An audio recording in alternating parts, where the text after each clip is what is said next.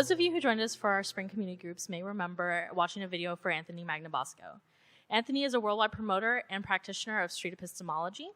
He has inspected hundreds of people's beliefs using this approach. Be prepared to question your own conclusions on how to effectively engage with a believer or anyone else who makes a claim. Please help me welcome Anthony Magnabosco. Much. Thank you. Hello. Oh, good afternoon. Oh, good. We have the lights down too. Thank you very much for welcoming me here. I notice a lot of familiar faces and a lot of new ones too. So I'm very excited to be here. I grew up in the Midwest, but I've lived in Houston from 95 to 2000. So for 5 years, I actually test. Okay. Maybe I should walk a little bit closer over here, maybe. Okay. They warned me that might be a possibility. So I met my wife in a bar in Houston in 1995. She's from Los Angeles, I'm from Chicago. We don't really like country and Western music, but we went to a bar where different friends took us out, and that's where we met. And so we had that in common, our dislike for country and Western, both kinds of music. So interestingly, we met, started getting married, we got married, started having kids, and right around that time, I became a little bit more comfortable with my non-belief in any higher power. Especially when you start having kids, they start asking you these big questions. What happens when we die? Or Johnny says that I'm going to go to hell if I don't believe in God, this type of thing. So it starts solidifying what I believe and what I don't believe and what I want taught to my kids and what I don't want taught to my kids. And right around that time, I started having engagements with people in my life. And they didn't go very well. Maybe people here can relate to this a little bit.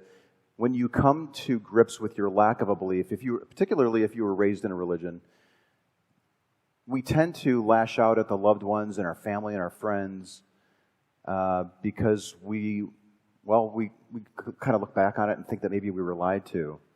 So the interactions that I was having personally with my family and friends after becoming more comfortable with my non-belief was ruining those relationships.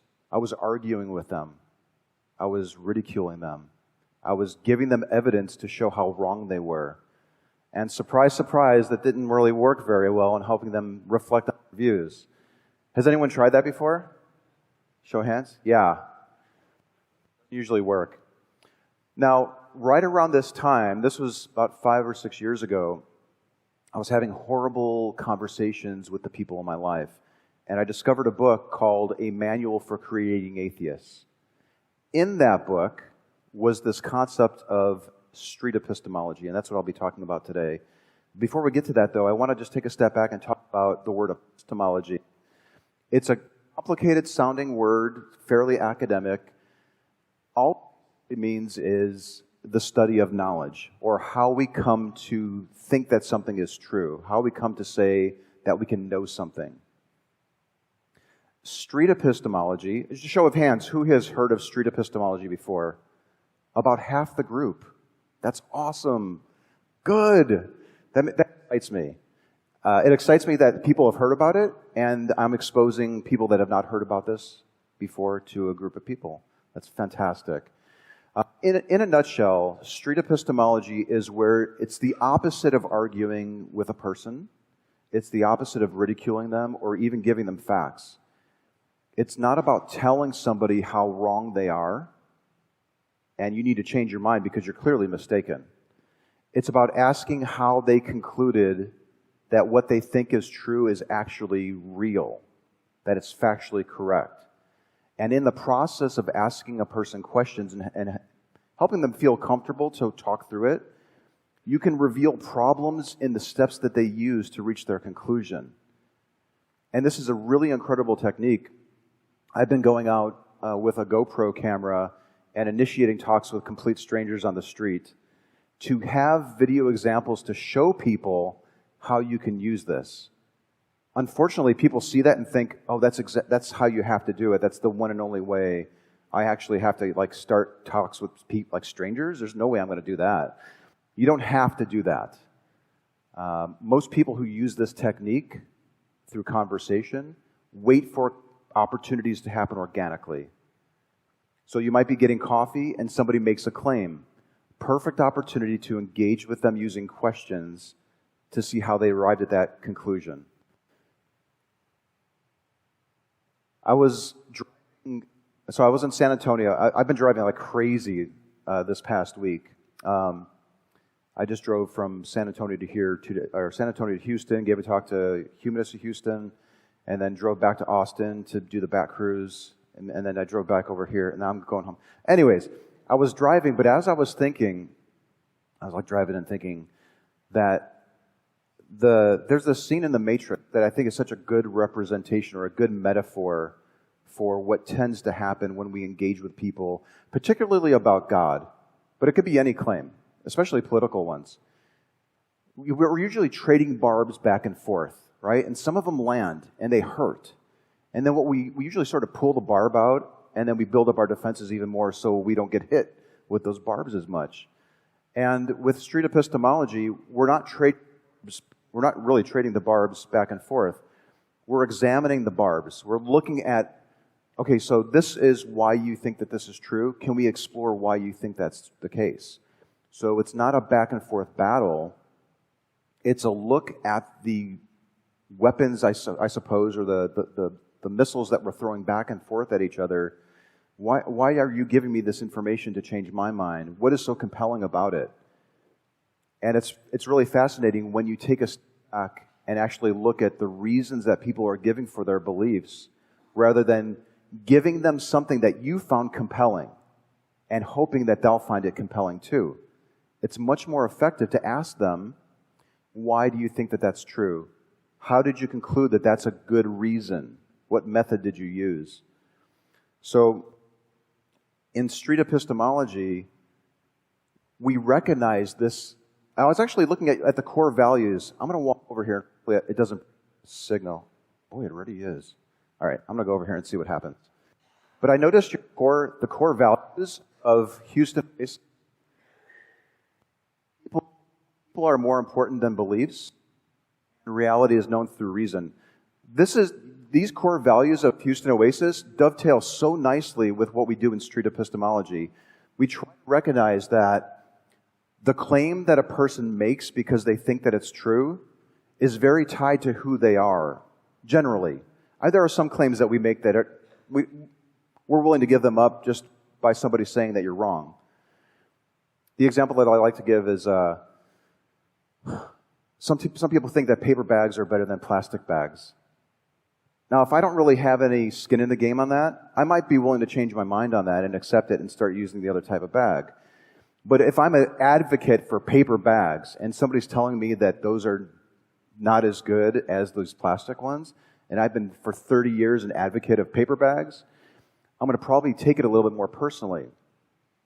So we recognize that the beliefs that we hold are oftentimes very tied to who we are, and we act out on them because of that. When we talk to a person about the belief that they hold, especially one that's very tied to their identity, they can take it very personally. Sometimes the mere question of, well, which God exactly are we talking about that you believe in? A person could be insulted by that. Well, there's only one God.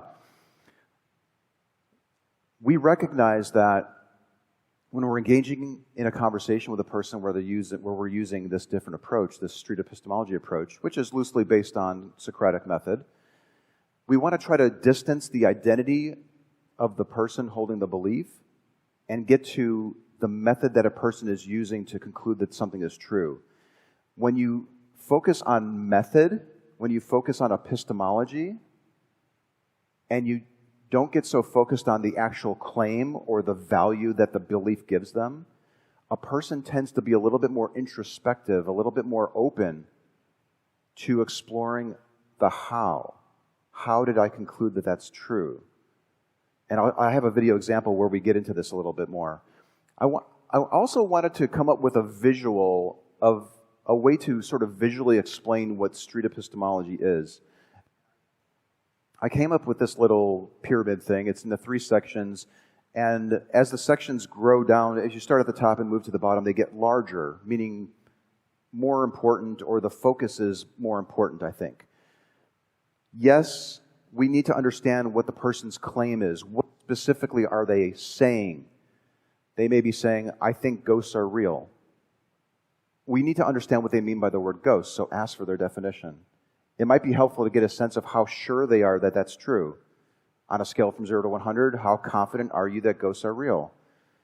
If somebody says 25%, it might be a different conversation than somebody who says, I'm 100% sure. There's no question in my mind that this is true. So you do want to understand what the claim is. More important, though, I think, are the reasons that a person gives for thinking that it's true. Sometimes we meet people who hold beliefs, like the Jehovah's Witnesses knocking on the door, and we want to argue with them about blood transfusions. That's talking about what they think is true. It's far more effective to identify why they think it's true. You can ask them, why do you think that that's true? Well, there's prophecy in the Bible. Okay, that's their reason. Make sure that that really is the reason, and then move on. How can we actually determine that the prophecy that's in that holy book is accurate? How did you determine that that's a good reason for thinking that it's true?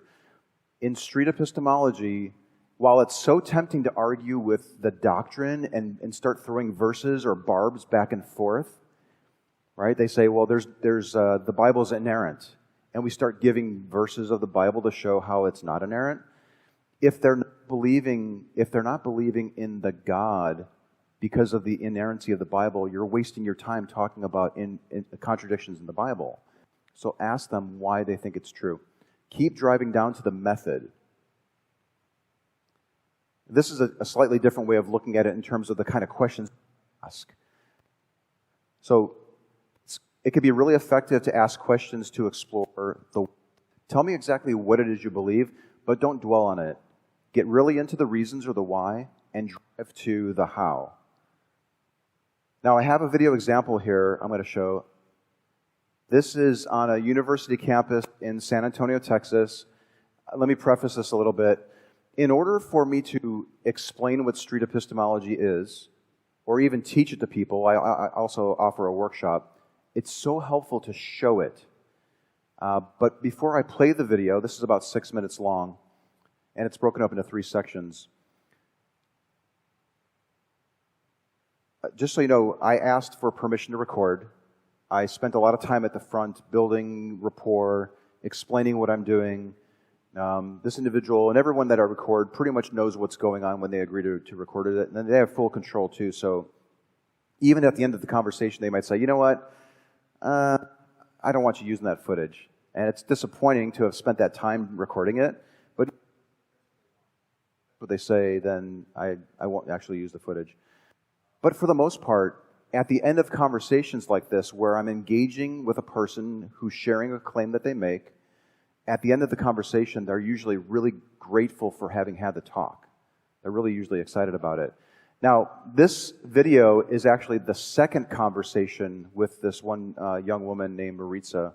The very first time she came up, she was wondering what I was doing. So we spent a little time explaining, well, why are you out here with a camera and interviewing people? And we had a really good conversation, about 20 minutes long, and we were talking about truth. I can't even remember exactly how it came up, but her position was, as long as a person thinks that something is true, and it's not harming themselves or other people, I'm fine with them believing that and just going about their merry way. So we actually had a conversation on it. By the end of that 20-minute talk, she said, it is important for me to believe true things. And even though I might be getting value from it, and it might not be harming me or other people, I don't want to believe things that aren't true. So it was a complete turnaround. Well, 4 weeks later, she comes back. She sees me again. And I invited her to come back for a second talk, and she's returning back to explore one of the claims that she likes to make. And her claim is that when loved ones in your life die, especially if they're very close to you, they don't die right away. There's a spirit, and this spirit can get thirsty. It can actually be walking down the halls. You might hear the footsteps, and she's advised to leave water out for the thirsty spirits as a gesture as they're on their way out. So While it might be tempting to just roll my eyes or scoff, laugh at her, I seriously entertained it with her by asking questions, and that's what this video is. So this is about 6 minutes long, and I break it up into 3 parts. We're going to spend a little time exploring her claim, a little time identifying her reason, and then we get into her methodology. Claim. I personally believe, that spirits can come back, and, are with us, whether it's, doesn't mean I, practice it anymore, but I believe it's a big possibility. You think it's possible that spirits can come back to us after a human dies? Yes. Okay. And you said something like, I don't, actively, do, a whole, trying to talk to them, but I believe they're there. You have a view that when humans die, it's possible that it can happen, or it's actually happening? It's that they stay with us. My grandma, she raised me with the belief of how once you die, you have to leave a cup of water out because our spirits are still with us.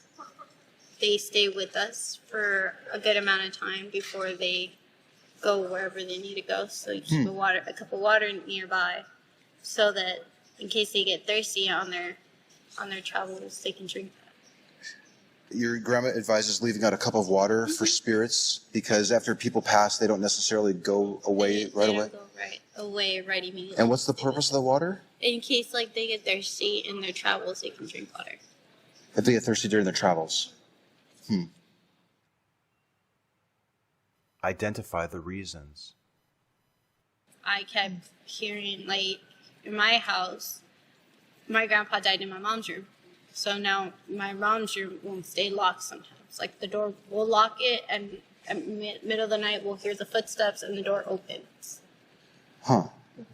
And then sometimes we can hear my grandpa, calling up to us. So we leave a cup of water by his picture.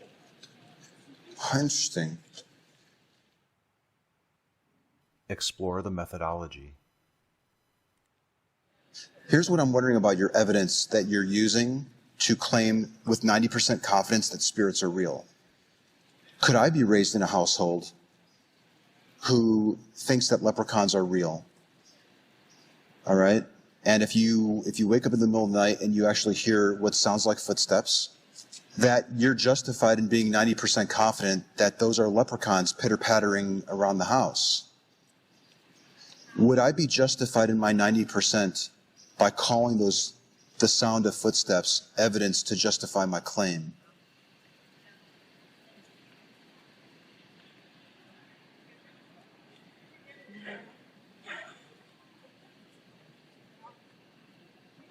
No, this leprechauns aren't real.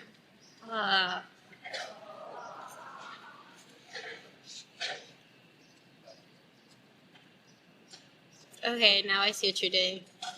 What am I doing? So it's mostly saying that I'm claiming my evidence to be that because I believe in it so much, when in reality the evidence I have is something that you can shift to say it's anything. So it's not really proving it's spirits. If what you're calling evidence can be used to justify my 90% confidence that leprechauns are real, and it can also be used to confirm that 90% confidence that demons are real, and 90% confidence that spirits of our loved ones are real, what does that say about the quality of your evidence? That's not a good evidence. It's not. It doesn't have a strong base because it could be used for anything. Mm-hmm.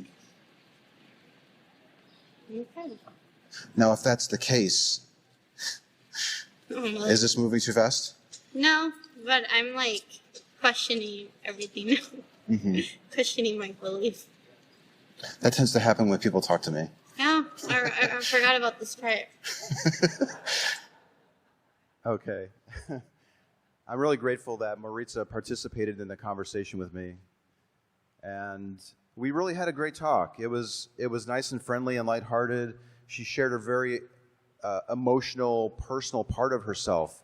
This tradition where her family leaves out water for deceased loved ones, and she bravely looked at that. And we examined the quality of the evidence that she's using to get to her conclusion. And I think she realized on her own that it's not sufficient to arrive at her conclusion. Did you notice a lot of, there were some pauses in there? And that's really hard to do, by the way. When somebody's standing in front of you and they're thinking and they're being quiet, you almost instinctively want to help them out and interrupt the pause that's going on, but try not to do that. Let them really think it through. And I wasn't at any point pointing out that she was mistaken or this was a dumb tradition. It's a very human thing that she does. And that was really great. And what was really fun, I thought, was we basically built a template for her to use when she leaves this conversation. And she was saying, now I'm thinking about all the other evidence for my beliefs. That's great. That's exactly what we want to try to do is have a conversation with somebody where they're exploring their own belief, and then you leave them with a pebble in their shoe, perhaps, where they can go home and try to and decide if they want to address it or not. There are some people who will just ignore the pebble. It's just too uncomfortable for me to think that my grandpa isn't walking down the hallway and those aren't his footsteps. But for many people, they do care if what they're thinking is true or not. They do want to believe true things. Damn the cost. And Maritza was one of those people. And I'm hopeful that she comes up and talks to me for a third time so we can maybe talk about what would be a good way to show respect for the loved ones in our life, other than perhaps doing something or thinking something is true when maybe we don't have a good reason for it. Are there other ways that people can show their respect for loved ones besides leaving out water for them? And again, I wouldn't tell her, this is what she might ask me, well, what do you do? How do you deal with grief or loss? And I might share that. This can be a back and forth conversation. But she was just a wonderful conversation partner. And that type of exchange is fairly typical regardless of the topics that's being discussed. I chose a non-God topic because sometimes there are some God believers that come to these. And I don't want you to I don't want you to lose the method in the claim. Sometimes people that's the claim that I think is true. And they become a little defensive about it. So I'm trying to pick something that maybe most people here don't think is true. But anyways, that was my conversation with Maritza. I think we're good on time. We're going to have a little time for a Q&A as well, but I just want to close it out that why do we even engage with people in the first place? Why do we argue with them or give them facts or recommend a book to them, give them a link to an article, or ridicule them? Generally, we do it because we care about them. I mean, if you really think about it. Now, some people just love arguing with the street preacher, and I may have been that person at one point. I have videos where I've done that. But I never felt good about myself. But I think some people do that. Like, they really enjoy the conflict and tearing somebody down and leaving their belief system in ruins, or seemingly. And you walk away and think, I just destroyed that person's belief. They have no good reason for thinking that that's true. It probably didn't have one lick of difference in their view. They might be more emboldened and more edified in their position because they survived that nasty onslaught from that angry atheist. So this is a different approach. This is where we can be human. We can literally have a conversation and hear each other out. And when I hear your claim, I try to repeat it back so that you hear it back and you say, I don't know if I could have worded it better. That's exactly my position. So street epistemology is about understanding and recognizing the human nature that's within us all, that we very likely are all walking around with beliefs that probably are not true. Now, how do we figure them out? And I think this is one really great way. It's a great tool that I'm so excited to be able to present it to you here to inform you about it, because I think it could fundamentally change the view that the person that you're conversing with, especially if they don't have any good reasons or they have a poor methodology, but it can also change you as a practitioner of this. Even just yesterday, a couple times, I was on the back cruise at the ACA in Austin, and I think 3 people came up to me to say, I'm so much more calmer now when I engage with somebody when I use this approach. People around me they're more willing to talk to me about what they think is true because I don't dismiss them now. I actually listen to them and hear them out. So this has the potential to not only change the person making the claim and challenging them in a respectful way where they're comfortably uncomfortable, Maritza was comfortably uncomfortable there, and that's good. But it can actually change you as a practitioner of this method if you can just grasp it. You don't have to go out on the street and do this. Very few people do this. But this is a tool that you can use, and the next time you're on an airplane or a bus or you go home for the holidays, you really could have a very good, respectful, productive conversation and possibly make more progress in 20 minutes than you have in 20 years. That's really quite possible. All right, so I think at this point I'm going to take some questions. A couple things before we do that. We'll be walking around with a clicker, or not a clicker. We'll be walking around with a microphone so you can ask your question. Please form it in a question. So pretend that you're writing a tweet and your question is a tweet. Keep it really nice and brief so we can get as many in. Okay. There you go. Hi. If you have this conversation and that pebble turns into a rock, and say 6 months down the road, Marissa has lost her beliefs and she's estranged from her family. Now let's suppose that she encounters a trauma, like being robbed or raped or something like this. Where is she going to go? Can she call you? Great question. So where do people go? You mentioned putting a pebble in a person's shoes, and one of my friends, Julian, spotted this at a market, and he sent me a picture of it, and I said, please get those for me. Yes, when we have conversations with people where we're using street epistemology, we're oftentimes putting a pebble or maybe even lots of pebbles in a person's shoe. It can be traumatic. At the end of the conversation with Maritza, she likely had several pebbles in her shoe. And I gave her a card so that she can contact me. Now, she hasn't. She could. Many people do reach out to me, either in person or they email me or on social media, and they say, I've been watching your videos, or I participated in an exchange with you 3 years ago, and I'm now questioning everything. I don't know where to go, what to do. There are organizations. Have you had Daryl Ray out here or Gail Jordan? Yes? Fantastic organization, and I've sent people to that organization for help. So I think we have an obligation to be there for people, in short. You're not messing around with this approach. You could, especially on a supernatural claim, you can slice through it so quickly. You can almost do it so quickly that they're in whiplash mode. They're still thinking, they're still on the what God do you believe in question, right? They're just stuck there. So this can be quite earth-shaking to people. And my advice is make yourself available for that person. I think we have an obligation to do it. Absolutely. Yeah. Okay. Would you please tell us how you go up to a complete stranger with a microphone and a video camera and get into this kind of conversation? Okay, so the question basically is, what's your process for walking up to somebody? There's usually two places that I go. My preference really is just being on an airplane and somebody pulls out a Bible next to me or worry beads or something, right? Like, I don't know. They're doing something, and it catches my attention, and then I just ask them, well, we talk a little bit, I get their name. So that's my preference. But in order to record it, I actually have a camera on my chest. I'm out there with a whiteboard, and I usually try to go to the same location so people can see me time and time again and observe the conversations. So, but yeah, I basically just say, do you have 5 minutes for a short chat? What are you doing? I said, well, I'm doing street epistemology. I'm doing the street version of it, where we pick a claim that you think is true, and I ask questions to gently challenge how you could be so sure. And usually that people are intrigued by that. Like, oh, like what kind of beliefs? Anything? And you usually give a couple ideas. We can talk about maybe you light sage and you walk around your apartment, or you think the earth is flat, or maybe vaccines cause autism, or you think that there's a higher power. I try to give them the option of picking the topic too. I want them to pick something they think is true, and they act out on it because they think it's true.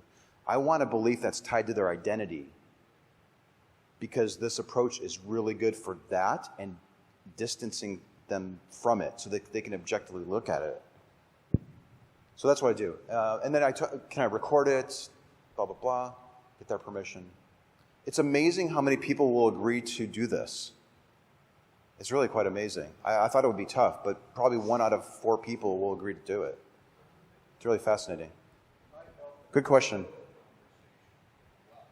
I'm sorry, I couldn't hear. It might help in political conversations as Yep, it might help with political conversations. I'm glad you mentioned that. This has always been a hobby of people around the world doing this, or people just naturally using the tool. We've now formed an organization. It's a nonprofit organization called Street Epistemology International. So if you go to streetepistemologyinternational.org, that's such a mouthful. But anyways, we have an organization, and at the end of October, we're going to have a table for Street Epistemology at Politicon in Nashville, Tennessee, because we want people to start using this tool when it comes to political discourse. And we thought that might be a really good way of spreading the word about it. So yes, absolutely. Interestingly, it seems like the God belief is so foundational to a lot of people, and their politics might even be based on that. So if you were to ask me, would I rather talk to somebody about their politics or about God? I'd probably want to talk about their God belief, because there's so many other things that are stacked on top of that. There's one right in the back there. Oh, sorry. Did you develop your system of asking questions using Rogerian reflection of feelings or active listening? What was the question again? Did I develop? Yeah, your system seems to be very much like reflection of feelings or active listening. Is that how you developed it?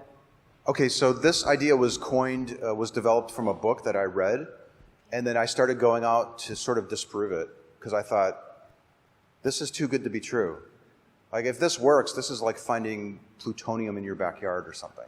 Like, I could just have a 5-minute talk, plant a seed, and they might change their mind. So I was like, yeah, that's not real. So I tried to do it, and I was surprised at the results. So a lot of it is active listening. So I'm just saying that because this isn't my thing. However, I've been doing this for 6 years, and you learn things. What's really cool is I'll put videos on my YouTube channel. People who have expertise in psychotherapy, motivational interviewing, all sorts of different walks of life watch those videos and then give me some suggestions. Some of them, it's YouTube, so some of them are like, you're going to burn in hell for doing this, to next time you ask that question, like, tilt your head a little bit and, look a little bit more inquisitive. You might get a better result. So I've been beta testing all that stuff and getting feedback, and this has just been developing. And what's cool is that people can watch 5 of these videos and be fairly confident that they can have a good engagement with somebody. The next time the JWs come to their door, they're a little more prepared. And they often self-report that it was an incredible conversation. They're coming back again to talk. I get excited with that when they want to come back and talk more. Very good question. Back here? Okay. Was listening to you define it as claims and beliefs and approach it from the logical perspective. But for the person listening, they dive into grandma and all of the other side of their own personal beliefs. How much of this is logical on your side and empathetic? Are you more concerned with the logical arguments or with connecting with the other? That's a good talk. That's a good question. I guess I'm thinking of it in terms of with Maritza. I don't think that spirits exist after a person dies and they get thirsty and that you should be leaving out water for them. But I can empathize with the humanity of that gesture. I loved my uncle. He was so good to me. He bought me all these gifts on my birthday and sang me songs or whatever. And now he's gone. How do I show that respect? And my grandma's saying that he's here and we're hearing footsteps. I can understand that. But for me to logically say, or the skeptic, right? Have you checked the gas on your gas meter to make sure that it's not leaking into your house, or you're clearly delusional or something? You have to recognize that humans come to their conclusions for very, very poor reasons. And then when we see things that seem to be confirming them, we accept it, and we don't usually question it. But this approach of SE is to not only have an engagement with a person where you're challenging them on one thing, but to impart that tool to them so that they can do it on their own. Like, nothing would make me happier than for Maritza to write me back and say, I ended up watching 5 more of your videos, and it's completely changed the way that I accept claims that people make. So I try to not be too logical to the point where you're insulting the person. Acknowledge that she's experiencing something. I don't think I said it in this clip, but at one point in that conversation I say, it's clear that you're experiencing something. How can we actually figure out that those are the footsteps of your dead grandfather? right? You're acknowledging that she's not crazy, okay? But you're pushing back a little bit on her claim. It's a fine line sometimes. We have time for one more question. Okay, one more. Better make it good. So I know you do this out in the street, random strangers. Would you have specific tips for, say, patients in a healthcare setting, say, like to have aversion to vaccinations or blood transfusion based on their religious beliefs? So the question is, do you have any specific tips for a person who might be pushing back on vaccines because it contradicts with their specific beliefs? There's a little bit of an interesting dynamic with a person who's bringing a child to a doctor. Why would you bring a child to a doctor if you don't respect her opinion or something? So you might actually be able to get a little bit of traction if you just ask a couple of questions. Rather than saying, these are the guidelines and this is going to heal your kid, one question about, how much research have you actually done on this? They might be like, well, none. And then you can just go on to explain why the vaccine will be helpful. You kind of have to meet a person where they're at. So you might get a patient walking in, and it's a family, and they're young earth creationists, and they're against vaccines, and the religion is really driving the belief. It could be really tough. I would use these tools. The doctor might actually have a little bit of an advantage, too, because we generally see doctors as an authority figure, and we tend to defer to them. So it might be a little bit easier, but then again, that might be defensive too. And I think a doctor would probably feel very uncomfortable challenging a person about their religious belief in that venue too. It'd probably be really tough. Yeah, I don't know if I have a really good answer for you. So thank you very much for Thank coming. you very much, everybody. Thank you. Thank you so much.